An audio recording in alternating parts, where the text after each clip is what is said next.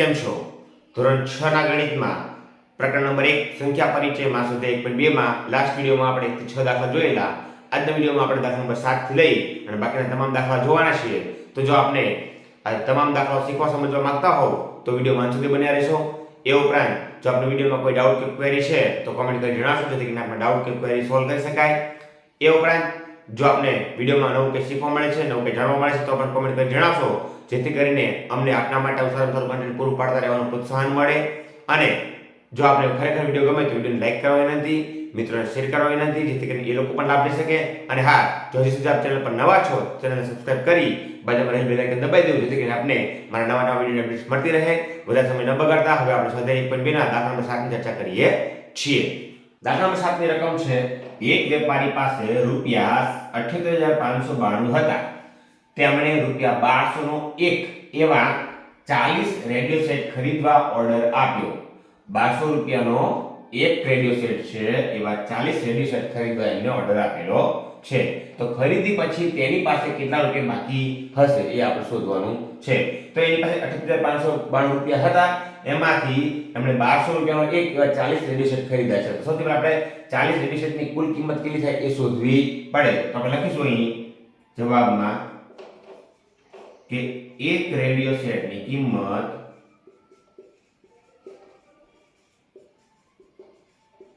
બરાબર કેટલી? તો 1200 રૂપિયા. માટે કેટલા રેડિયો સેટ ખરીદવા કિંમત ઓર્ડર આપે છે 40. તો 40 રેડિયો સેટ ની કિંમત કેટલી થશે? તો 1200 ગુણ્યા 40 એટલે કે 12 ચોક ને 48 અને 3 મીંડા બીજા એટલે કે 48,000 રૂપિયા જે છે એમની રેડિયો સેટની ખરીદીની કિંમત હશે. તો હવે પછી કેટલા રૂપિયા બાકી રહે? તો 8,592 હતા એમાંથી આટલા ખર્ચ કરી નાખ્યા તો જે બાકી વધશે એ બાદબાકી કરીશું એટલે આપણને મળી જશે. તો ખરીદી બાદ વેપારી પાસે બાકી રહેલા રૂપિયા બરાબર શું થશે? તો જે 78,592 હતા એમાંથી 48,000 રૂપિયા એમને રેડિયો સેટ ખરીદી કરી એ બાદ કરીએ એટલે 2 માંથી 0 જાય 2, 9 માંથી 0 જાય 9, 5 માંથી 0 જાય 5, 8 માંથી 8 જાય 0 અને 7 માંથી 4 જાય 3 એટલે કે 30,592 રૂપિયા બાકી રહ્યા હશે. આમ વેપારી પાસે 40 રેડિયો સેટ ની ખરીદી બાદ કેટલા રૂપિયા બાકી હશે? તો 30,592 રૂપિયા બાકી હશે. કે બચ્યા હશે એ બાકીનો મતલબ કે દીવાના બાકી એવું નથી, પણ અહીંયા એટલા રૂપિયા બાકી રહેશે એમની પાસે, બચેલા રહેશે એવું જવાબ કહેવા માંગે છે. તો ખૂબ જ સહેલો દાખલો છે.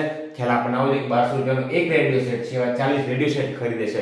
1200 રૂપિયાના 40 રેડિયો સેટ નથી ખરીદતા, 1200 રૂપિયાનો એક એવા 40 રેડિયો સેટ ખરીદે છે. તો ખૂબ જ સહેલો દાખલો હતો. હવે દાખલા નંબર આપણે 8 ચર્ચા કરી. દાખલા નંબર 8 ની રકમ છે કે એક વિદ્યાર્થીએ 7236 નો 56 દ્વારા ગુણાકાર કરવાને બદલે 65 વડે ગુણાકાર કર્યો, તેનો જવાબ સાચા જવાબ કરતાં કેટલો વધારે હશે? તો ખરેખર આ વિદ્યાર્થીએ જે ભૂલ કરી છે કે 7236 નો ગુણાકાર 56 આરે કરવાનો હતો, એના બદલે અંક ઉલટાઈ ગયા અને 65 સાથે ગુણાકાર કરી નાખ્યો. તો ઓબ્વિયસલી 56 કરતાં 65 વધુ છે એટલે જવાબ જે હશે એ સાચા જવાબ કરતાં વધારે જ આવવાનો. પણ કેટલો વધારે આવશે એ આપણે ગોતવું હોય તો ખરેખર 7236 છે એનો 56 સાથે ગુણાકાર કરી જે જવાબ આવે અને 7236 નો 65 સાથે ગુણાકાર કરી જે જવાબ આવે એમાં મોટા જવાબમાંથી નાનો જવાબ બાદ કરીએ તો આપણને કેટલો વધારે જવાબ મળ્યો હશે એ આપણને મળે. પણ અહીંયા આપણને ચોપડીમાં રકમમાં એક હિન્ટ આપેલી છે કે શું બંને ગુણાકાર કરવાની જરૂર છે ખરી? તો ના, ખરેખર બંને ગુણાકાર કરવાની જરૂર નથી. ટૂંકી રીત પણ છે કે ખરેખર એને 56 ને બદલે 65 વડે જો ગુણાકાર કર્યો એટલે ખરેખર કેટલા વખત વધારે ગુણાકાર કર્યો? તો 65 માંથી આપણે 56 બાદ કરી આપણને ખબર પડે કે 9 વખત વધારે ગુણાકાર કરેલો છે, 9 સાથે વધારે ગુણાકાર કરેલો છે. તો એ 7236 નો ગુણાકાર 9 સાથે કરી નાખીએ તો જે જવાબ આવશે એ સાથે જવાબ કરતા એટલો જ જવાબ વધારે હશે. તો આપણે લખીએ કે વિદ્યાર્થીએ 7236 નો 56 દ્વારા ગુણાકાર કરવાને બદલે 65 દ્વારા ગુણાકાર કર્યો એટલે કે 65 માઈનસ 56 બરાબર 9 વડે વધારે ગુણાકાર કર્યો. ખરેખર કેટલો કર્યો? 9 વડે જે વધારે ગુણાકાર થઈ ગયેલો છે એટલે કે મળતો જવાબ એ સાચા જવાબ કરતા 7236 ને આપણે 9 વડે ગુણશું આટલો વધારે જવાબ મળશે. અને કેટલો હશે? તો 7236 નો આપણે ગુણાકાર 9 સાથે કરીએ તો 9 × 54 નો ચોગડો વધી 5, 9 × 27 ને 5 32 નો બગડો વધી 3, 9 × 18 ને 3 21 નો એકડો વધી 2, 9 × 63 ને 2 65 એટલે કે 65124 જેટલો જવાબ વધારે હશે. ટૂંકી રીતમાં આ રીતનો દાખલો ગણવામાં આવે છે. જો ખરેખર લાંબી રીત કરવી હોય તો 7236 ને 56 વડે ગુણાકાર કરવો પડે, જે જવાબ આવે, અને 7236 ને પાછળ 65 સાથે ગુણાકાર કરીને જે જવાબ આવે એમાંથી મોટા જવાબમાંથી નાનો જવાબ બાદ કરીએ ત્યારે આપણને મૂળ જવાબ તો આ જ મળવાનો છે. પણ આપણને હિન્ટ આપેલી હોવાથી આપણે ટૂંકી રીતનો ઉપયોગ કરીએ છીએ કે જેમાં આપણે જાણીએ કે 9 વડે વખત વધારે ગુણાકાર કર્યો છે તો એ જે 7236 છે 9 વડે ગુણતા જે જવાબ આવશે એટલો જવાબ સાચા જવાબ કરતા વધારે હશે. તો દાખલા નંબર 8 હવે દાખલા નંબર 9 ની ચર્ચા કરીએ. દાખલા નંબર 9 ની રકમ છે એક શર્ટ સીવડાવવા માટે 2 મીટર 15 સેન્ટીમીટર કાપડ જરૂરી છે. તો 40 મીટર કાપડમાંથી કેટલા શર્ટ બનશે અને કેટલું કાપડ બચશે? તો સૌથી પહેલા તો આપણે અહીં લખશું કે એક શર્ટ સીવડાવવા જરૂરી કાપડ બરાબર 2 મીટર 15 સેન્ટીમીટર. પણ અહીંયા બંને અલગ અલગ એકમમાં આપેલ હોવાથી આપણે કોઈ પણ એક એકમમાં ફેરવીશું અને નાનો એકમ સેન્ટીમીટર છે એટલે નાના એકમમાં ફેરવી નાખીએ તો 2 મીટર અને 15 સેન્ટીમીટર છે અને સેન્ટીમીટરમાં ફેરવીએ તો આ થશે 2 ગુણ્યા 100 કારણ કે 1 મીટર 100 સેન્ટીમીટર થાય પ્લસ 15 સેન્ટીમીટર બીજા એટલે કે 215 સેન્ટીમીટર કાપડ આપણી પાસે થશે. આપણને કુલ કાપડ 40 મીટર આપવામાં આવ્યું છે એટલે કે 40 મીટર કાપડ બરાબર 40 એને ગુણ્યા 100 એટલે કે 4000 સેન્ટીમીટર કાપડ થાય. હવે આપણે 40 મીટર કાપડમાંથી કેટલા શર્ટ બને એવું આપણને પૂછે તો 4000 સેન્ટીમીટર કાપડમાંથી બનતા શર્ટ બરાબર શું થશે? 4000 કુલ કાપડ એમાંથી એક માટે 215 જોઈએ એટલે એને ભાગ્યા 215. 4215 ને આપણે ભાગાકાર કરીએ તો અહીંયા આપણે ભાગાકાર કરીશું 4000 ભાગ્યા 215 તો 215 છે એકા 215. અહીંયા 10 પર લેશું 10 માંથી 5 જાય 5, 9 માંથી 1 જાય 8, અહીંયા 4 માં 3 માંથી 2 જશે, અહીંયા 3 આવશે, 3 માંથી 2 જશે 1 અને આ આવશે 0.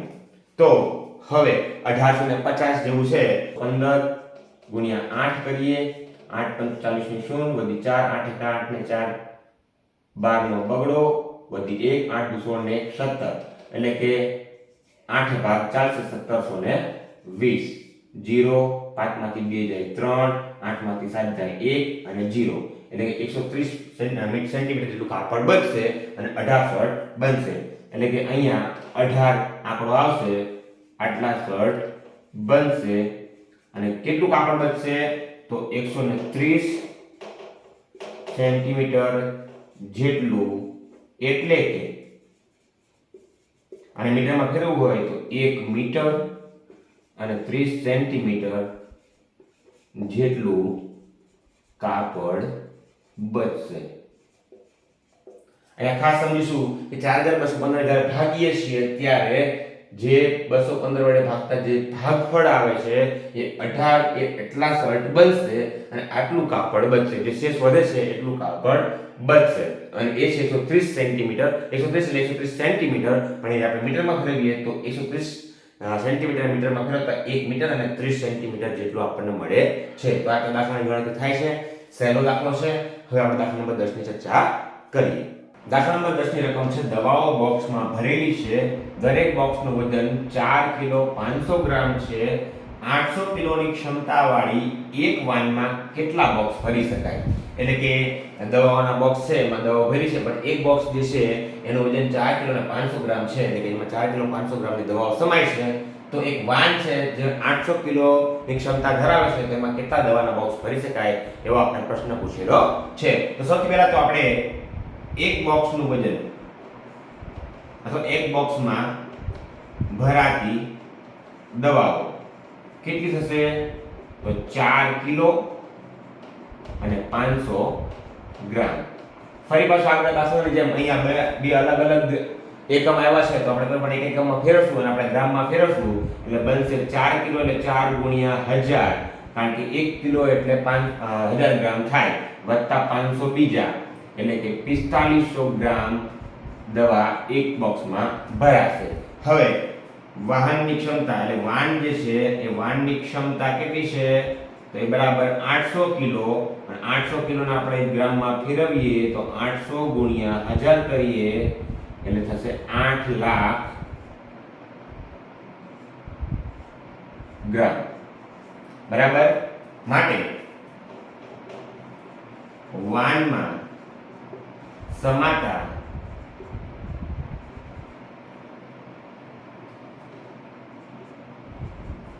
દવાના બોક્સની સંખ્યા આપણે મેળવવી હોય તો સંખ્યા કેટલા મળે તો જે કુલ ગ્રામ છે વાહનની ક્ષમતા છે વાનની, એ વાનની ક્ષમતા એને ભાગ્યા એક બોક્સની ક્ષમતા.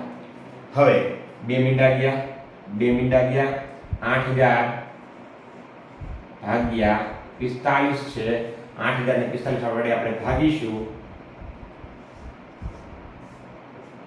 તો 45 એકા 45 વધશે 35, 80 માંથી 45 જાય, 35 વધે, ઉપરથી આપણે શૂન્ય ઉતારીશું, 145 સત્તા સોરી 45 સત્તા કરીશું આપણે 7 × 35 નો 5 લો, વધી 3, 7 × 28 ને 3 31, એટલે કે 315, 50 માં 350 માંથી 315 જાય તો 5, 10 માં 10 વડે 10 માં 5, અહીંયા આવશે 4, 4 માંથી 1 જાય એટલે વધશે 3, 0, ફરી પાછું શું ઉતારશું 350 ફરી વાર આવ્યા એટલે 1 અંક ચાલશે અને 315 અહીંયા પાછા વધશે, 10 માંથી 5 જાય એટલે 5 અને અહીંયા આવશે 4 માંથી 1 જાય 3, 35. તો અહીંયા હવે આગળ ભાગ ચાલશે નહીં એટલે ખરેખર વધશે જે 177 બોક્સ ભરાશે, 45 વડે ભાગ ચલાવી નીચે આવશે અને 35 એ ઉપર આવશે. અહીંયા હજી છેદ ઉડે, 7 × 35 ને 9 × 45 અને 7 × 35 ને 9 × 45 અને જવાબ આવશે 177.79 પરંતુ દવાઓના બોક્સ છે એ અપૂર્ણાંકમાં ન લઈ શકાય એટલે આપણે કહી શકીએ જવાબમાં 177 બોક્સ ભરાશે.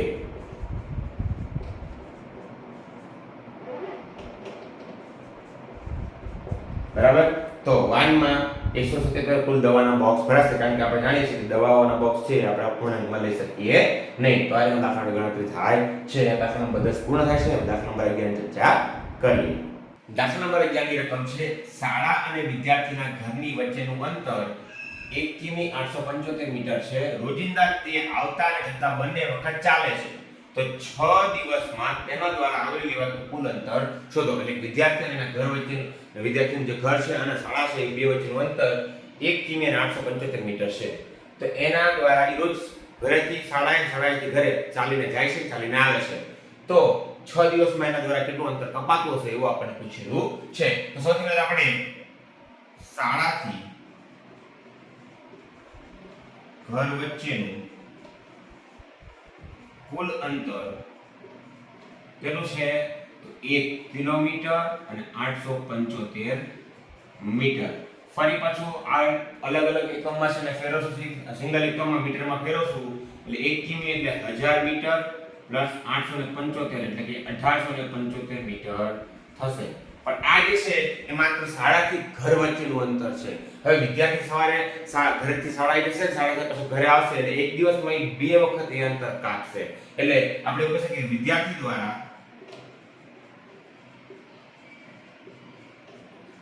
એક દિવસમાં આવરી લેવાતું અંતર કેટલું હશે? તો 1875 છે અને આપણે બે વડે ગુણવા પડે, કારણ કે એ 1875 મીટર જશે અને પાછો આવશે.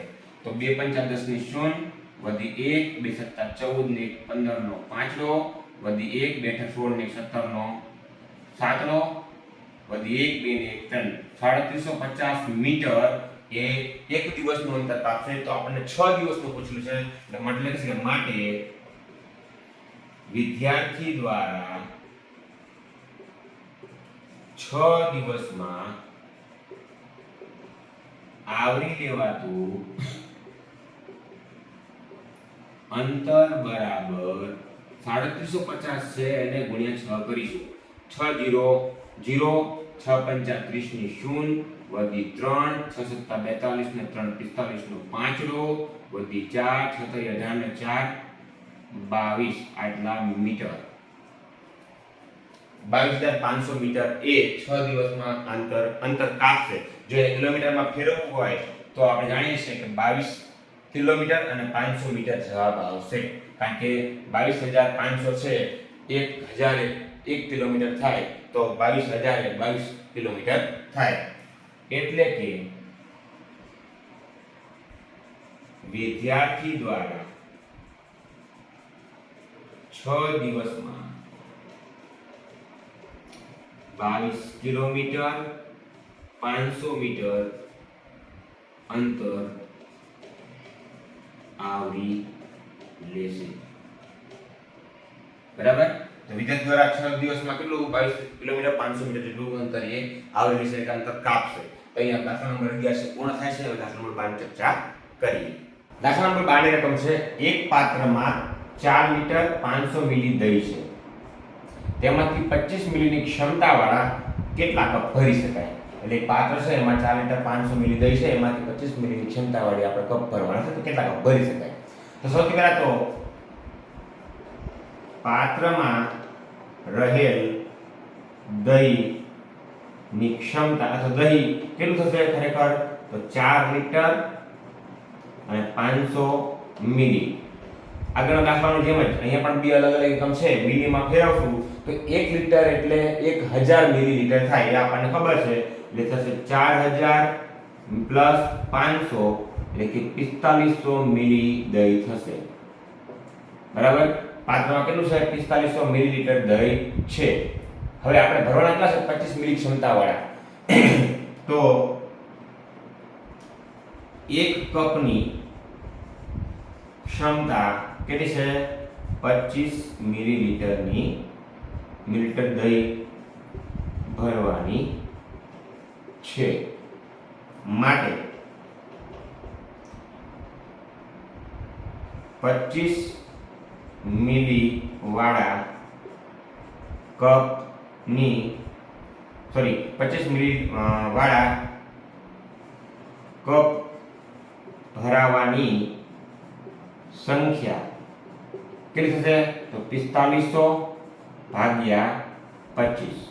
કારણ કે જે કપ ભરાવાના છે એ કુલમાંથી આપણે 25 નો એક કપ તો 4500 માંથી કેટલા એ મુજબ 4500 ભાગ્યા 25 થશે એટલે જે ભરાતી સંખ્યા જે છે એ 4500 ભાગ્યા 25 કરીએ તો 4500 અને 25 વડે ભાગીએ 4500 ને આપણે 25 વડે ભાગીએ તો 25 એકા 25 5 માંથી 5 જાય 0 4 માંથી 2 જાય 2 ઉપરથી થાય 0 25 એકા 200 0 0 0 ઉપરથી 0 એટલે અહીંયા શૂન્ય આવશે એટલે કે 180 કપ ભરાશે તો 25 મિલી ક્ષમતાવાળા 180 કપ દહીંથી ભરાશે. આ રીતના દાખલાની ગણતરી થાય છે. અહીંયા દાખલા નંબર 12 પૂર્ણ થાય છે. એ સાથે સંપૂર્ણ સ્વાધ્યાય 1.2 પણ પૂર્ણ થાય છે. આશા રાખું કે તમને તમામ દાખલા સમજાઈ ગયા હશે. તેમ છતાં કોઈ ડાઉટ કોઈ ક્વેરી છે તો કમેન્ટ બોક્સમાં કમેન્ટ કરી જણાવશો જેથી કરીને આપણે ડાઉટ્સ કે ક્વેરી સોલ્વ કરી શકાય. એ ઉપરાંત જો આપને વિડીયોમાં કંઈ નવું શીખવા મળે છે નવું કંઈ જાણવા મળશે તો પણ કમેન્ટ કરી જણાવશો જેથી કરીને અમને પ્રોત્સાહન મળે. અને ખરેખર જો આપણે વિડીયો ગમ્યો હોય તો વિડીયોને લાઈક કરવા વિનંતી, મિત્રોને શેર કરવા વિનંતી જેથી કરીને એ લોકો પણ લાભ લઈ શકે. અને હજુ સુધી જો આપ ચેનલ પર નવા છો તો ચેનલને સબસ્ક્રાઇબ કરી બાજુમાં રહેલું બેલ આઇકન દબાવી દેવું જેથી કરીને આપને મારા નવા વિડીયો મળતી રહે. તો મળીએ છીએ નેક્સ્ટ વિડીયોમાં નવા પ્રકરણ સાથે.